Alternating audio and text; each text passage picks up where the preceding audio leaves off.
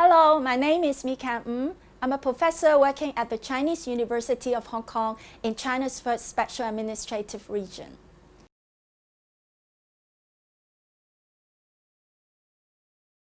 On 9th of November 1989, I was doing my PhD studies at the University of California, Los Angeles.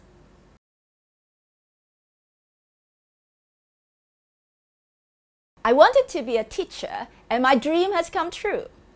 And I share my knowledge not just at the university, but also in my beloved communities in Hong Kong.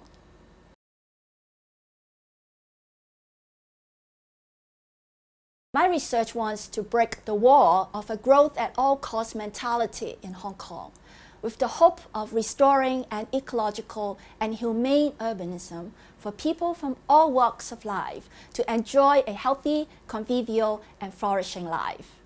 My research addresses the challenge of an economic growth-first mentality. Economic growth has been seen with quintessential importance not only within the government, in the business sector, but also among the average citizens. Many Hong Kongers think that nature has to go and communities have to be sacrificed in order for city to develop. I have developed a 3-in-1 solution to the challenge.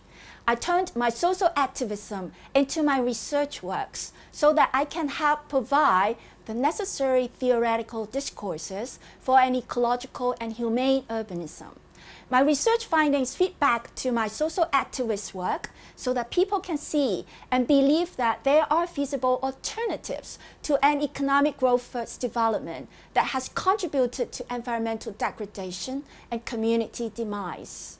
The social actions and research findings serve as important teaching materials for me to educate future urban leaders who can continue with the vision and actions.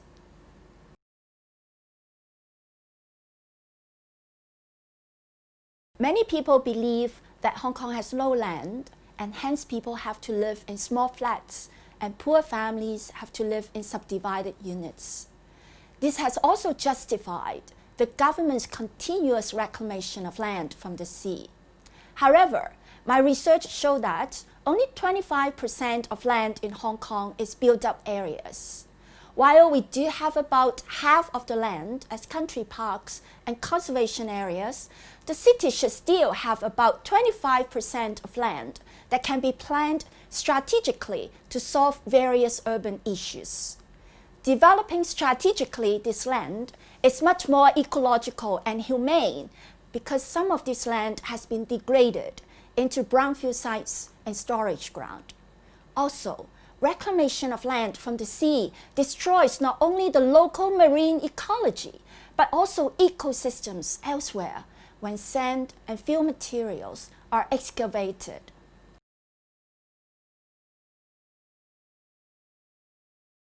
The research provides hope to the community that our society has land, and through planning and designing together, we can restore the ecology of the land, and through working together, we can grow, actualize ourselves, develop positive relationships, taste social cohesion, integration, and growth, boosting all our psychological and social well-being.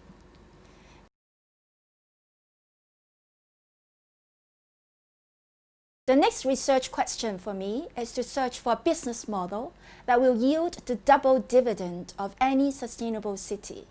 That is, identifying economic activities that will yield socioeconomic prosperity as well as environmental improvements. This, I hope, will convince everyone, including the government, the feasibility of this pathway.